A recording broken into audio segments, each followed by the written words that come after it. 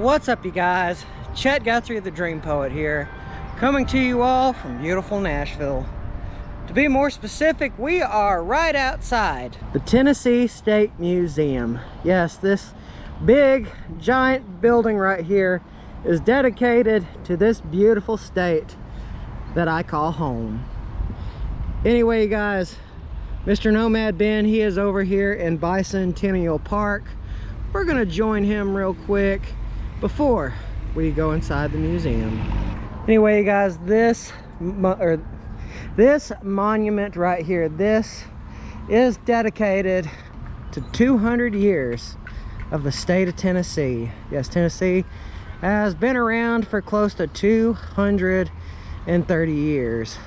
But I think mainly what this memorial is constructed for are those who gave their lives in various different wars. As you see, this is a giant globe that is moving everywhere. And one of the cool things about what I like about these is that it's just multiple things of water that are pushing this giant stone that probably weighs several tons. Tennesseans served in world wars. For World War II, for courage, and it looks like it kind of goes a little bit more. And here are some various different things that are dedicated to the men who gave their lives during World War II. So my apologies, I did not realize this was completely dedicated just to the World War II veterans, or those that they say are the world's greatest veterans, or not the greatest veterans, the greatest generation. And these especially, these all are the Medal of Honor recipients from World War II. And there is a special one, the Medal of Honor, Paul Huff. The same Paul Huff that Paul Huff Parkway is named for in Tennessee, or Cleveland. Then we got Elbert Luther Kinsner, Charles L. Magatha from Cosby, Tennessee, Vernon McCarty, and John Harlan Willis. So anyway, guys, now that we have seen this, we are going to go inside the Tennessee State Museum. And you guys, the last time I was here, I think I was in elementary school, so it has been a while since I have been in my state's museum. There's a lot of cool things in here, a lot of awesome things to see. So you guys, Mr. Nomad Ben and I, we are going in. And just check this out, you guys. This is a huge, amazing dome. I mean, this does not feel like Tennessee. But yes, this is Tennessee. This is absolutely incredible, and we have not even gotten to the museum yet. All right, you guys, we are in the very first area. I believe this part is no, okay then, I thought it was the natural history side, but I do believe I'm wrong on that, because it looks like this this is just another area. But so I guess really where I'd like to start first is the Natural History Museum. Alrighty, you guys, Ben is over in the Reconstruction area after the Civil War, but we are going to start it off at the beginnings of time, before Tennessee was ever even a state, before it was a territory, back when Native Americans roamed the land. Like this right here, this is a petroglyph. This was found in Sumner County. It depicts the clothing, jewelry, and implements used by the region's Mississippian peoples. If y'all are curious to see what it looks like, that's it right here. So from that to the carvings right there that you can see right there, and right there, and right there. And this is a chunky stone. Chunky was a popular game amongst Cherokee, but it also went among other Native American tribes as well. It was a game that honed the skills of young boys in the tribes to hone their spear fighting, their spear throwing, and well, gorget. Actually, the bigger the gorget in the Cherokee history, or the Cherokee culture at the time, the more well, the more of a status you had within the tribes. I think it was really something that was introduced among the European people, or the European settlers at the time, because they had gorgets as well. Like, here are some fossils from the region: early Earth, early Tennessee, and you have fossils from Lebanon, limestone Cathy's formations from Nashville, a really beautiful cephalopod fossil, and oh wow, that is absolutely beautiful. And if you all did not know, for a time Tennessee was submerged for about 500 and well, between 500 and 323 million years ago. Most of Tennessee was covered in a sea, so sea Tennessee, and then the Raising Mountains, that's what formed Cole, and that's the Unica Mountain Range. Tennessee deep time. On the top right there, there's some coal, but there is a horseshoe fossil from a horseshoe crab. Anyway, this is kind of something you would see along the coastline at the time. So again, Tennessee was a sea before it became the Great Smoky Mountains National Park that we know to this day. And this is really cool. This skull right here, this is actually the replica skull of a red panda. If you all don't know, red pandas lived in Tennessee about 5 million years ago. And this replica was cast from a red panda based on fossils from the Gray Fossil Site Museum. Again, that's also in the state of Tennessee. Well, duh, but actually that's another site we'll eventually have to see one of these days. And also, as you continue to follow these markers right here, this shows the change of Tennessee's landscape. Like, for example, this is a replica of Coon Creek. Apparently it was somewhere in, it looks like it was the actual one's in Vanderbilt. And we actually have like a shell, like a clam. Then you go down to like the leaves, more leaf fossils, and probably one of the coolest things right there, that is again, I think all these were found at Coon Creek, and these date back to about 75 million years ago. And now we're not going to watch all of this, you guys, but this looks like this is a pretty cool video telling about what Tennessee's landscape was like back then. And now we visit the first peoples of Tennessee. Now this is an awesome display. I remember when they had this when I was a kid, but this was before they did all the renovations.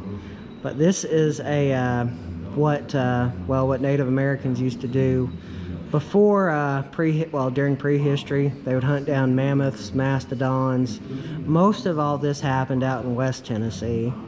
But one of the coolest things is this is a mastodon jaw, and absolutely that jaw is huge. Apparently it was found in 1924 at the mouth of the Little Herpoth River in Bellevue, Tennessee, and apparently they were hunted by Paleo Indians way back when in the day. And least we not forget the mammoth tusk.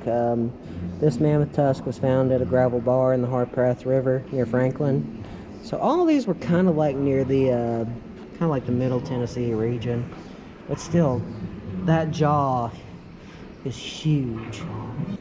Just to give you an example, I'm right here, it's right here. This thing is freaking huge. This thing is about as big as my body going down. I would have loved to have seen these things still alive to this day. It would have been so amazing. And we have just begun with this amazing exhibit. By the way, if y'all can't tell, this is my favorite part of the museum. Like, check these out. These are projectile points from the Archaic period. The Archaic period, like, even you had ones made out of fish bone. Like, the Native Americans at the time during prehistory, they knew how to hunt. Very much, they knew how to hunt. And this right here, you guys, this is the First Peoples communities. These were kind of the areas of Tennessee which were colonized, or at least in recorded history. For example, Red Clay Council grounds right there. That is in Bradley County. That's where the Cherokee last met before signing the the Trail of Tears, which they got done very wrong on that. And then we also have the first explorers, the Creek Confederacy, the Overhill Cherokee. By the way, that's where Sequoyah and his tribes came from. You had the Chickasaw, and then you had I think that was just the Indian world. But what I find perhaps is one of the coolest things, this is a female ancestor statue, and you will see these quite often throughout the Mississippian people. They created these beautiful statues, and some people to this day, they really don't even know what they were meant for. All right, and then we also have Mississippian culture, cave art. This is some of the most important things. Actually, if I'm not mistaken, I think some of the earliest or the most intact Native American etchings or drawings are actually here in the Tennessee region. I think so anyway, don't quote me. But in this case right here, check this out. This is more stuff from the Mississippian people. I think that's a dog or a pig. That's really cool that they have that. And also this right here, you can obviously tell that it was supposed to be a person at one point, but after thousands of years, it's sadly eroded. And here in one of the displays, they also have, some actually pretty well preserved shoes, like shoes and baskets. Now again, this is very similar to what you see within the Cherokee Nation nowadays. But, gosh, this stuff is, well, it says that it was found, this shoe, this moccasin, dates back to about 375 CE. Through about 375 years before Jesus died on the cross. You want to look at BC versus AD. And then you also have this, which was close to 1,000 years old. Then this kind of talks about more of the perishable artifacts. On rare occasions, archaeologists have found rock shelters here in minimal exposures to the soft soil chemistry. And what it leads to, especially during the Woodwind period Indians, is all this stuff is very well preserved. Like this, at the axe and the awl. You have some old school woodland period. I have seen that before. I mean, you can sometimes find it at an antique store, but I think there's probably some questionable things behind how it was acquired. But then you also have the pipes. And this right here talks about the woodland culture period. This kind of talks more about, it was about 1,000 years ago. Kind of what you'd see with some of the people. And by the way, I just again want to note, check out how beautiful this display is. This is gorgeous. Then also we have stuff from the woodland period, about 1,000 years ago. Again, here's kind of the differences between arrowheads of the time versus the Mississippian people. Of course, then you have more of the archaic culture. Here's some stuff that typically you would see from the woodland period. Old school axe, and just check that out. That is really cool. And oh yeah, as I talked a little more about the banner stones and the projectile points, this is kind of some more stuff that you would see from that time.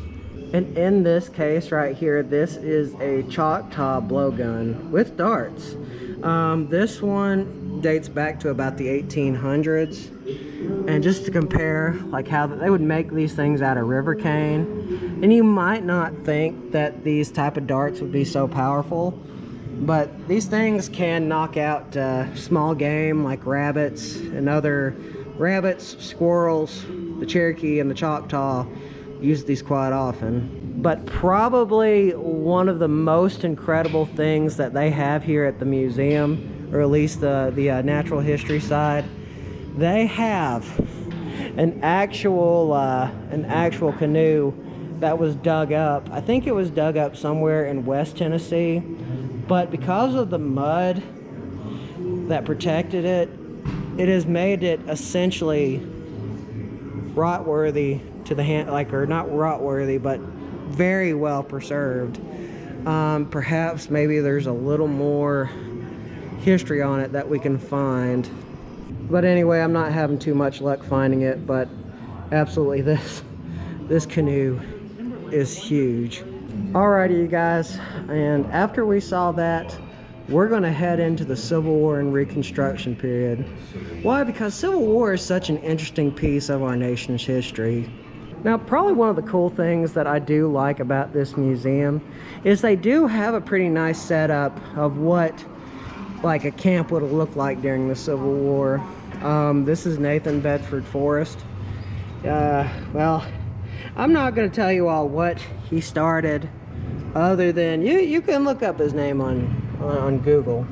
But anyway, here's some other militia guns from that time. And then on the other side of that display case, we have some more stuff from the Union side. A lot of traditional Union clothing, some stuff that you typically see on the battlefield, like the Burnside carbine rifle from 1864. This pretty interesting revolver right here. It got to be a pretty bloody battle back then. Like, just check this out. Look at the size of this cannon. This was an actual used cannon during the Civil War, and they would prime it using this thing right here. So just imagine how much power that one of those cannons would put off.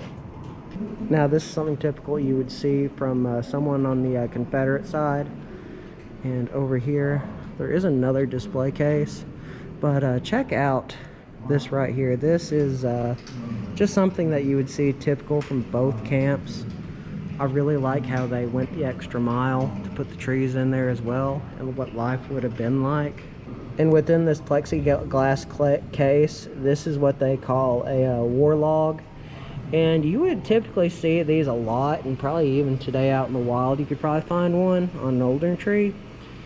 But like a lot of these older trees, you'll find like Civil War balls still stuck in the wood, like kind of like this one right here. This kind of just shows what the ravages of war looked for like these men in our country. Like, for example, just check this out on the other end. They have done like a lot of interesting, like a lot of snow relegated stuff that you probably would have seen during the Civil War. I mean, this was really, really hard on these men, and they saw a lot too.